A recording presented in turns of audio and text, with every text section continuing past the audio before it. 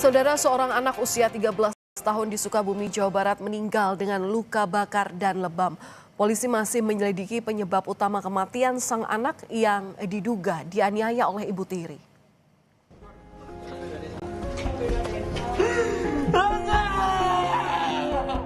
Tangis haru Anwar Satibi pecah mengetahui anaknya meninggal di rumah sakit setelah menjalani perawatan luka bakar di tubuhnya.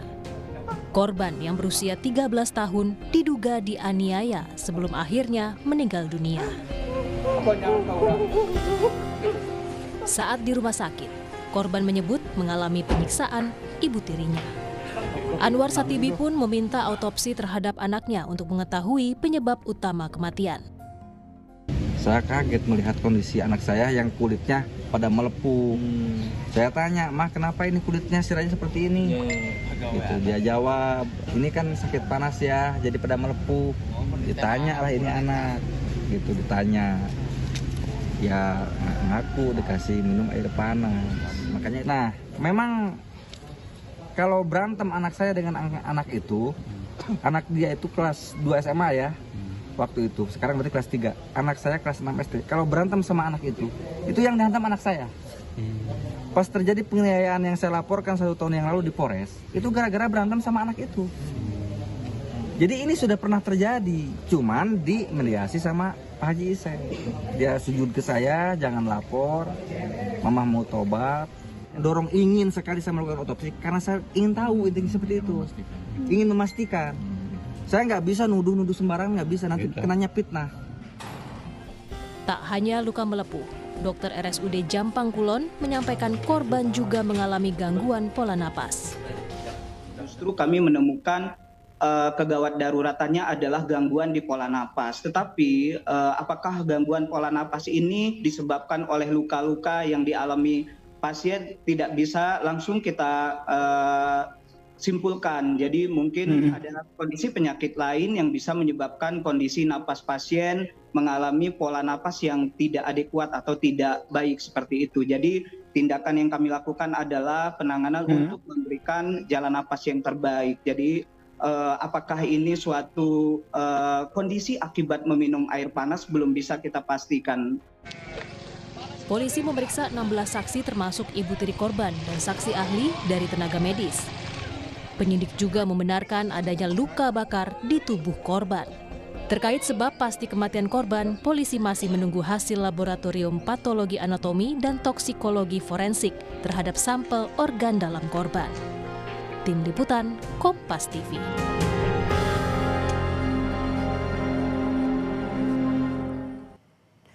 Lagi-lagi anak menjadi korban kekerasan bahkan hingga meninggal dunia. Maraknya fenomena kekerasan pada anak akan kita bahas bersama dengan kriminolog Hanifah Hasna. Selamat malam Bu Hanifah.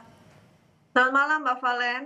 Iya Bu Hanifah, memang hasil otopsi sampai sekarang belum keluar. Tapi bagaimana Anda melihat maraknya kasus penganiayaan anak yang diduga dilakukan oleh anggota keluarga yang seharusnya memberikan rasa aman? Iya, baik. Ini adalah hidden crime yang memang susah diketahui oleh masyarakat karena terjadi di ranah privat. Jadi tanda-tandanya itu sering tidak jelas gitu. Walaupun ketahuan, pasti orang tua atau orang dalam itu pasti menutupi, mengatakan bahwa ini adalah hasil kenakalan dia atau jatuh atau yang lain. Terbukti dari yang disampaikan oleh ayah korban tadi bahwa anak ini mengalami demam gitu ya. Nah, kondisi-kondisi seperti ini termasuk ayah kandungnya saja yang tidak bisa mengetahui, apalagi orang di bagian luar. Nah, kekerasan seperti ini biasanya ada karena ketimpangan kuasa, bahwa seorang ibu atau orang tua sangat berhak kepada anaknya dan berhak menghukum atau memperlakukan apapun.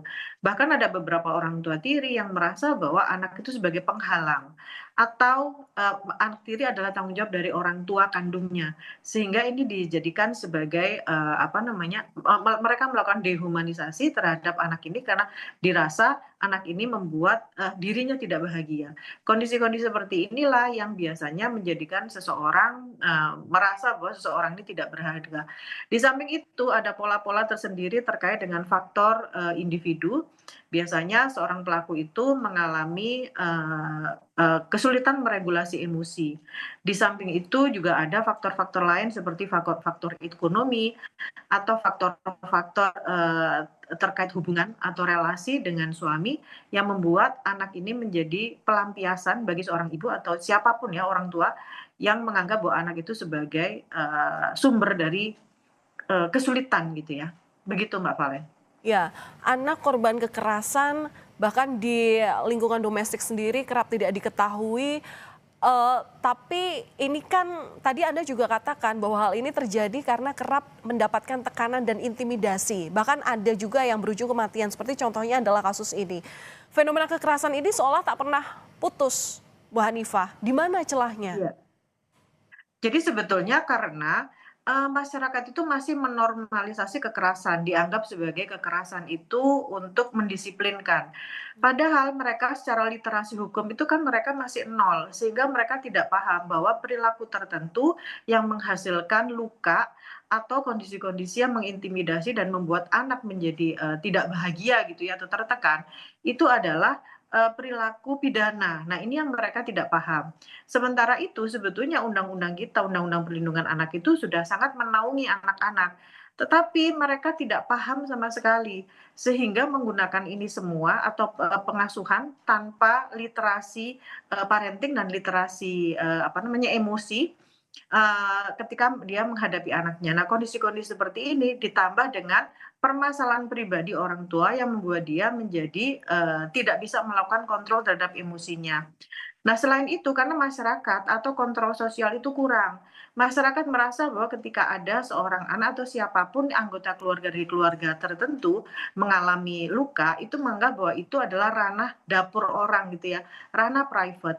Padahal yang seharusnya mereka lakukan adalah segera melaporkan ke pihak RT atau RW atau melaporkan ke kelompok-kelompok atau komunitas yang concern banget terhadap perlindungan anak atau melakukan dokumentasi bila memungkinkan, tapi yang tidak diperbolehkan itu adalah melakukan main hukum sendiri gitu ya, karena pada dasarnya banyak sekali ketika masyarakat mengetahui ada kekerasan dalam rumah tangga, dalam lingkungan tertentu, mereka tahu siapa pelakunya, mereka melakukan vigilantisme itu tadi atau melakukan kekerasan terhadap pelaku tersebut.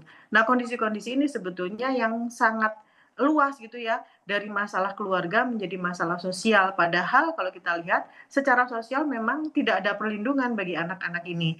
Jadi anak ini menjadi korban dari sistem itu sendiri, dari pengasuhan, dari lingkungan, dari pengasuhan-pengasuhan yang tidak tepat sehingga anak ini menjadi korban kekerasan. Sikap kekerasan yang dilakukan oleh orang tua terhadap anaknya sendiri, apakah ini dalam situasi sadar atau gimana Bu Hanifah? Bagaimana melihat psikologi dari pelaku yang merupakan orang tua korban?